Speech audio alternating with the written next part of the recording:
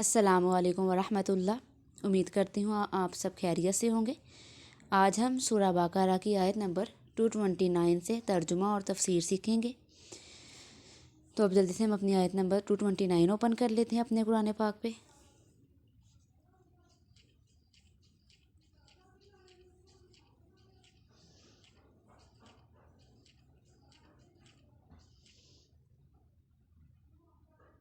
جی تو ہم نے 229 جو ہے آیت نمبر والا پیج اپنا اوپن کر لیا، ٹھیک ہے، 229 والا۔ تو آپ جو ہے اپنے اس پیج کی 5ویں لائن سے دیکھیں جہاں سے رکوع کمپلیٹ ہو رہا ہے، اس کے بعد بالکل آگے سے آج آپ کا لیسن سٹارٹ ہوگا۔ الطلاق مرتان فامساک بمعروف او تسریح باحسان، یہاں سے چلیے ہم جلدی سے اب سٹارٹ کرتے ہیں۔ اعوذ باللہ من الشیطان الرجیم، بسم اللہ الرحمن الرحیم۔ الطلاق مرتان، طلاق رجعی ہے 2 بار تک، اس کے بعد رکھ لینا، فامساکم، اس کے بعد رکھ لینا ہے، بمعروف، موافق دستور کے، او تسریحم، یا چھوڑ دینا ہے، باحسان، اچھے طریقے سے، بھلے طریقے سے، جائز طریقے سے۔ ولا یحل لکم، اور تم کو جائز نہیں، ان تأخذوا، یہ کہ تم لے لو، مما، وہ جو کہ آتیتموہن، تم نے دیا ان عورتوں کو، یعنی تم کو یہ جائز نہیں ہے کہ کوئی بھی چیز اگر تم نے عورتوں کو دی ہے، کوئی پہلے گفٹ وغیرہ دیے ہیں، وہ تم اس وقت واپس لے لو، تو یہ تمہیں جائز نہیں ہے۔ شیئن، کچھ بھی، الا، مگر، ان یخافا، یہ کہ وہ دونوں ڈریں، اللہ، اس بات سے، یقیما حدود اللہ، کہ وہ قائم نہیں رکھ سکیں گے، اللہ، یہ کہ نہیں، یقیما، وہ قائم رکھ سکیں گے، حدود اللہ، اللہ کی حدیں، اللہ کی حدود، اللہ کا حکم۔ فَإِنْ خِفْتُمْ، پھر اگر تم لوگ ڈرو، اللہ یقیما، اس بات سے کہ وہ دونوں قائم نہیں رکھ سکیں گے، حدود اللہ، اللہ کی حدیں، اللہ کا حکم۔ فلا جناح، تو کچھ گناہ نہیں، دونوں پر، علیہما، ان دونوں پر، فی مفتدت بہ، اس میں کہ عورت بدلہ دے کر چھوٹ جائے۔ تلک حدود اللہ، یہ اللہ کی باندھی ہوئی حدیں ہیں۔ فلا تعتدوہا، فلا تعتدوہا، سو ان سے آگے مت بڑھو۔ ومن یتعدی، اور جو کوئی آگے بڑھ چلے، حدود اللہ، اللہ کی باندھی ہوئی حدوں سے، اللہ کے قائم کیے ہوئے حکم سے، فاولئک ھم الظالمون، سو وہی لوگ ہیں ظالم۔ فإن طلقها، پھر اگر اس عورت کو طلاق دی، یعنی تیسری بار دی، پہلے 2 بار تو رجعی کا حکم ہو گیا نا، اب تیسری بار دی، فلا تحل لہ، تو اب حلال نہیں اس کو، لہو، اس مرد کو، وہ عورت پھر حلال نہیں، من بعد، اس کے بعد سے، حتی تنکیح، وہ عورت اس کے بعد سے، یہاں تک کہ تنکیح، جب تک کہ وہ نکاح نہ کرے، زوجن غیرہ، اس کے علاوہ دوسرے خاوند سے۔ وَإِن طَلَّقَهَا، اس کے سوا پھر اگر طلاق دے دے دوسرا خاوند، پھر جب وہ نکاح کر لے، پھر جب اس کو فَإِن طَلَّقَهَا، وہ خاوند بھی طلاق دے دے دوسرا جسے نکاح کیا ہے، فَلَا جُنَاحَ، تو دوسرا خاوند، ٹھیک ہے، تو کچھ گناہ نہیں، فلا جناح، تو کچھ گناہ نہیں، علیہما، ان دونوں پر، ان یتراجعا، کہ وہ باہم مل جائیں، ان ظنا، اگر خیال کریں، ان یقیما، کہ وہ قائم رکھیں گے، حدود اللہ، اللہ کا حکم، وتلک حدود اللہ، اور یہ حدیں ہیں باندھی ہوئی اللہ کی، یبینھا، وہ بیان فرماتا ہے ان کو، لقوم یعلمون، اس قوم کے لیے جو وہ اس کو جانتے ہیں۔ اب جو حکم نمبر 25 آیا ہے جو طلاق رجعی کی جو تعداد کے بارے میں،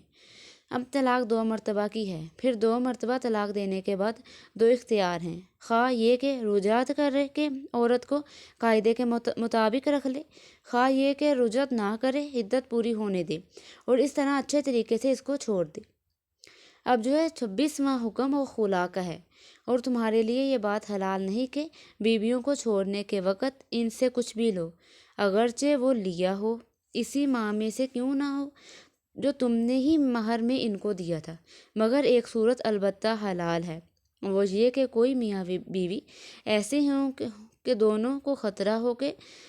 دوبارہ حقوق زوجیت و اللہ تعالیٰ کے قائم کردہ ضابطوں کو قائم نہ رکھ سکیں گے۔ اگر تم کو یعنی میاں بیوی کو یہ خطرہ ہو کہ وہ دونوں ضوابط خداوندی کو قائم نہ رکھ سکیں گے تو دونوں پر کوئی گناہ نہ ہوگا اس مال کے لینے دینے میں جس کو دے کر عورت اپنی جان چھڑائے، بشرطی کہ مہر سے زیادہ نہ ہو۔ یہ سب احکام خدائی ضابطے ہیں، تم ان سے باہر نہ نکلنا، اور جو شخص خدائی ضابطوں کو توڑ کر باہر نکل جائے تو ایسے لوگ اپنا ہی نقصان کرنے والے ہیں۔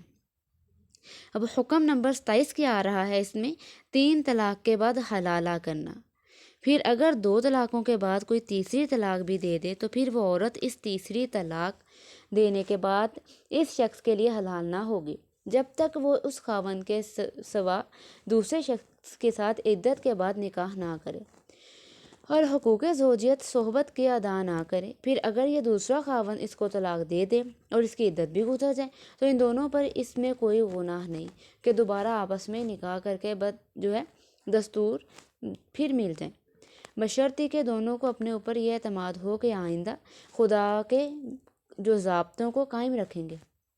اور یہ خدائی ضابطے ہیں، اللہ تعالیٰ ان کو بیان فرماتے ہیں ایسے لوگوں کے لیے جو عقل رکھتے ہیں۔ اب ہم اس کے مسائل دیکھ لیتے ہیں۔ اب طلاق اور نکاح کے احکام پورے قرآن کریم میں بہت سی آیتوں میں آئے ہیں،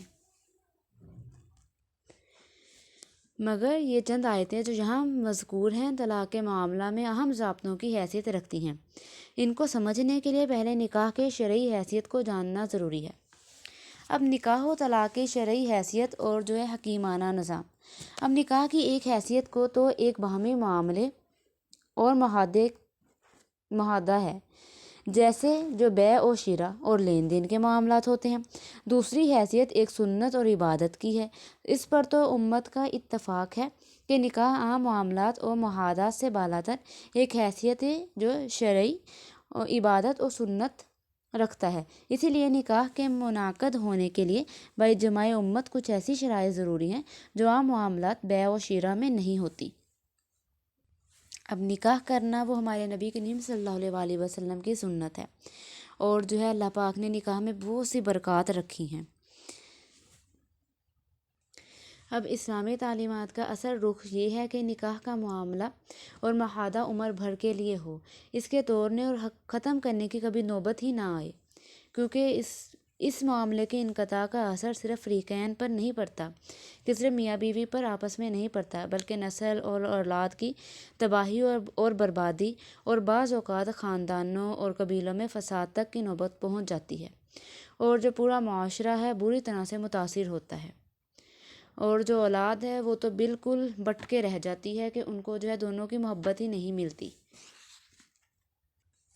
لیکن کبھی جب ہے کہ اگر میاں بیوی کی آپس میں نہیں بنتی تو پھر ایک شریعت نے ایک حکم طلاق رکھا ہے کہ اسے فسادات وغیرہ وہ ختم ہو جائیں اور آپس کی تاکہ یہ جدائی کر لیں اور اپنی زندگی علیحدہ طریقے سے ایک دوسرے سے علیحدہ ہو کر گزار لیں۔ اب لیکن عورت کو بھی بالکل اس حق سے محروم نہیں رکھا کہ وہ شوہر کے ظلم و ستم سہتی رہے۔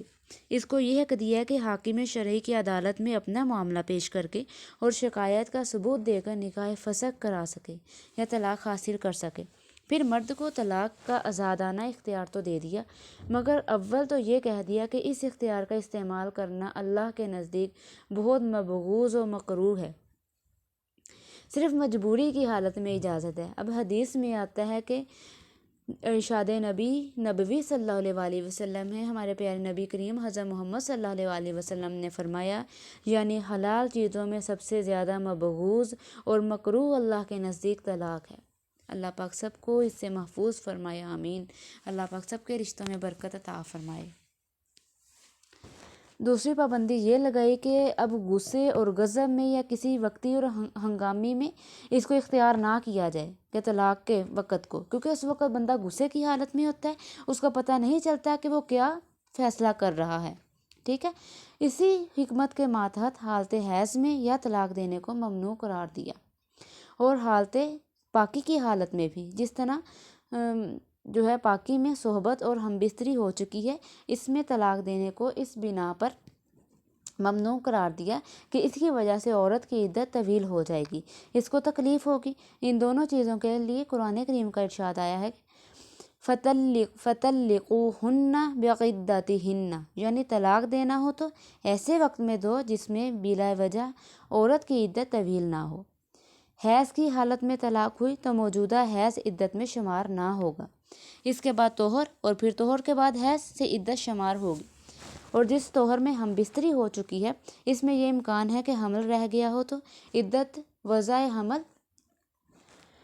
تک طویل ہو جائے گی۔ طلاق دینے کے لیے مذکورہ وقت طہر کا مطلب کہ پاکی کا، جو حیض کا وقت ہے اس کے بعد جو پاکی آتی ہے، اس میں بھی یہ حکمت ہے کہ اس میں انتظار کے وقفہ میں بہت ممکن ہے کہ غصہ جو ہے وہ دور ہو جائے، معافی تلافی ہو کر طلاق کا ارادہ ہی ختم ہو جائے۔ اب تیسری پابندی یہ لگائی کہ معاہدہ نکاح توڑنے اور فسخ کرنے کا طریقہ بھی وہ نہیں رکھا جو عام بیع و شرع کے معاملات و معاہدات کا ہے۔ ایک مرتبہ معاہدہ فسخ کر دیا تو اسی وقت اسی منٹ میں فریقین آزاد ہو گئے اور پہلا معاملہ بالکل ختم ہو گیا۔ اب ہر ایک کو اختیار ہو گیا کہ دوسرے سے معاہدہ کر لے، بلکہ معاملہ نکاح کو قطع کرنے کے لیے اول تو اس کے 3 درجے 3 طلاقوں کی صورت میں رکھے گئے، پھر اس پر عدت کی پابندی لگا دی کہ عدت پوری ہونے تک معاملہ نکاح کے بہت سے اثرات باقی رہیں گے، عورت کو دوسرا نکاح حلال نہ ہوگا، مرد کے لیے بھی بعض پابندیاں باقی رہیں گی۔ اب چوتھی پابندی یہ لگائی کہ اگر صاف و صریح لفظوں میں 1 یا 2 طلاق دی گئی ہے تو طلاق دیتے ہی نکاح نہیں ٹوٹا، بلکہ رشتہ ازدواج عدت پوری ہونے تک قائم ہے۔ دوران عدت میں اگر یہ اپنی طلاق سے رجوع کر لے تو نکاح سابق بحال ہو جائے گا۔ اب اگر کسی کو یہ تھوڑا مشکل لگے، سمجھ نہ آئے، تو آپ میرے سے پوچھ سکتے ہیں، ٹھیک ہے، تو میں آپ کو سیپریٹ سے بھی جو ہے جیسے آپ کہیں گے ویسے سمجھا دوں گی، ٹھیک ہے۔ آپ کمنٹس میں بھی پوچھ سکتے ہیں، اگر ویسے آپ آن لائن بھی میرے سے مت پڑھنا چاہیں تو وہ بھی میں انشاءاللہ آپ کو پڑھا دوں گی۔ لیکن یہ رجوع کرنے کا اختیار صرف 1 یا 2 طلاق تک محدود کر دیا گیا، تاکہ کوئی ظالم شوہر ایسا نہ کر سکے کہ ہمیشہ طلاق دیتا رہے پھر رجوع کر کے اپنی قید میں رکھتا رہے۔ اس لیے حکم یہ دے دیا کہ اگر کسی نے تیسری طلاق بھی دے دی تو اب اس کو رجوع کرنے کا بھی اختیار نہیں، بلکہ اگر دونوں راضی ہو کر آپس میں دوبارہ بھی نکاح کرنا چاہیں تو بغیر ایک مخصوص صورت کے جس کا ذکر آگے آتا ہے، دوبارہ نکاح بھی آپس میں حلال نہیں۔ اب آیات مذکورہ میں اسی نظام طلاق کے اہم احکام کا ذکر ہے۔ اب ان آیات کے الفاظ پر غور کیجیے۔ پہلی آیت میں اول تو ارشاد فرمایا الطلاق مرتان، یعنی طلاق 2 ہی مرتبہ ہے۔ پھر ان دونوں مرتبہ کی طلاقوں میں یہ لچک رکھ دی کہ ان سے نکاح بالکل ختم نہیں ہوا، بلکہ عدت پوری ہونے تک مرد کو اختیار رہے کہ رجوع کر کے بیوی کو اپنے نکاح میں روک لے یا پھر رجوع نہ کرے، عدت پوری ہونے دے۔ عدت پوری ہونے پر نکاح کا تعلق ختم ہو جائے گا۔ اسی مضمون کو ان الفاظ میں ارشاد فرمایا فَإِمْسَاكٌ بِمَعْرُوفٍ أَوْ تَسْرِيحٌ بِإِحْسَانٍ، یعنی مطلب کہ اس کو روک لے دستور شریعت کے مطابق، او تصریح بإحسان، یا اس کو آزاد کر دے بالکل ایزی آسان طریقے سے، یعنی یا تو شرعی قاعدے کے مطابق رجعت کر کے بیوی کو اپنے نکاح میں روک لے، یا پھر خوبصورت اور خوش معاملگی کے ساتھ اس کی عدت پوری ہونے دے تاکہ وہ آزاد ہو جائے۔ ابھی جو ہے تیسری طلاق اس میں ذکر نہیں آیا، درمیان میں ایک اور مسئلہ بیان فرما دیا جو ایسے حالات میں عموماً زیر بحث آ جاتا ہے کہ بعض ظالم شوہر بیوی کو نہ رکھنا چاہتے ہیں، نہ اس کے حقوق کی فکر کرتے ہیں، نہ طلاق دیتے ہیں، بیوی تنگ ہوتی ہے، اس کی مجبوری سے یہ ناجائز فائدہ اٹھا کر طلاق دینے کے لیے اس سے کچھ مال یا کم از کم مہر کی معافی یا واپسی کا مطالبہ کرتے ہیں۔ اب قرآن کریم نے اس کو حرام قرار دیا اور ارشاد فرمایا ولا یحل لکم ان تأخذوا مما آتیتموہن شیئا، یعنی تمہارے لیے حلال نہیں کہ طلاق کے معاوضہ میں ان سے اپنا دیا ہوا مال اور مہر وغیرہ واپس لے لو۔ البتہ ایک صورت اس سے مستثنیٰ فرما دی کہ اس میں مہر کی واپسی یا معافی جائز کر دی، وہ یہ کہ عورت بھی یہ محسوس کرے کہ طبیعتوں میں بغض اور مخالفت کی وجہ سے میں شوہر کے حقوق ادا نہیں کر سکتی، اور مرد بھی یہی سمجھے، تو ایسی صورت میں بھی یہ جائز ہے کہ مہر کی واپسی یا معافی کے بدلے میں طلاق دی جائے اور لی جائے۔ اب آگے آتا ہے فَإِن طَلَّقَهَا فَلَا تَحِلُّ لَهُ مِن بَعْدُ حَتَّى تَنْكِحَ زَوْجًا غَيْرَهُ، یعنی اگر اس شخص نے تیسری طلاق بھی دے ڈالی جو شرعاً پسندیدہ نہ تھی تو اب نکاح کا معاملہ بالکل یا ختم ہو گیا، اس کو رجعت کرنے کا کوئی اختیار نہ رہا، اور چونکہ اس نے شرعی حدود سے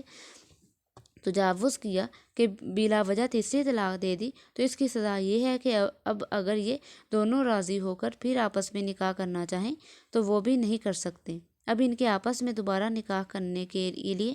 شرط یہ ہے کہ یہ عورت عدت طلاق پوری کر کے کسی دوسرے مرد سے نکاح کرے اور حقوق زوجیت ادا کر کے دوسرے شوہر کے ساتھ رہے۔ پھر اگر اتفاق سے وہ دوسرا شوہر بھی طلاق دے دے یا مر جائے تو اس کی عدت پوری کرنے کے بعد پہلے شوہر سے نکاح ہو سکتا ہے۔ اب آیت کے آخری جملے میں فَإِن طَلَّقَهَا فَلَا جُنَاحَ عَلَيْهِمَا أَن يَتَرَاجَعَا کا یہی مطلب ہے۔ اب یہاں قرآن کریم کے اسلوب بیان پر غور کرنے سے یہ بات پوری وضاحت کے ساتھ سامنے آ جاتی ہے کہ طلاق دینے کا اصل شرعی طریقہ یہی ہے کہ زیادہ سے زیادہ 2 طلاق تک پہنچے، تیسری طلاق تک نوبت پہنچنا مناسب نہیں۔ الفاظ آیت الطلاق مرتان کے بعد تیسری طلاق کو حرف ان کے ساتھ فَإِن طَلَّقَهَا فرمانے میں اس کی طرف اشارہ موجود ہے، ورنہ سیدھی تعبیر یہ تھی کہ الطلاق ثلاث کہا جاتا۔ اس کو چھوڑ کر یہ تعبیر اختیار کرنے میں واضح اشارہ ہے کہ تیسری طلاق تک پہنچنا نہیں چاہیے۔ یہی وجہ ہے کہ امام مالک اور بہت سے فقہا نے تیسری طلاق کی اجازت ہی نہیں دی، وہ اس کو طلاق بدعت کہتے ہیں، اور دوسرے فقہا نے 3 طلاق کو صرف اس شرط کے ساتھ جائز قرار دیا ہے کہ الگ الگ 3 طہروں میں 3 طلاقیں دی جائیں۔ ان فقہا کی اصطلاح میں اس کو بھی طلاق سنت کے لفظ سے تعبیر کر دیا گیا ہے۔ اب اس میں یہی کہا گیا ہے کہ ہو سکتا ہے کہ آپس میں محبت بن جائے اور رجعت ہو جائے، اس لیے جو ہے ایک دم 3 طلاقیں دینا اسلام میں پسند بھی نہیں کی گیا، مطلب کہ ایک ایک کر کے، اگر زیادہ ہے نہیں بھی رہنا تو ایک ایک کر کے 3 طلاقیں دی جائیں، اور ہو سکتا ہے ایک طلاق کے بعد اب رجعت کر لو یا دوسرے کے بعد کر لو، تیسری کے بعد تو بالکل آپ کو پھر حلالہ کرنا پڑتا ہے، جیسے کہ ہم نے آیت میں بھی پڑھا ہے کہ آپ دوسرے مرد سے نکاح کرے گی عورت، اور اس سے پھر وہ نکاح دے گا، اس کی عدت پوری کرے گی، پھر اپنے پہلے شوہر کے پاس آ سکے گی۔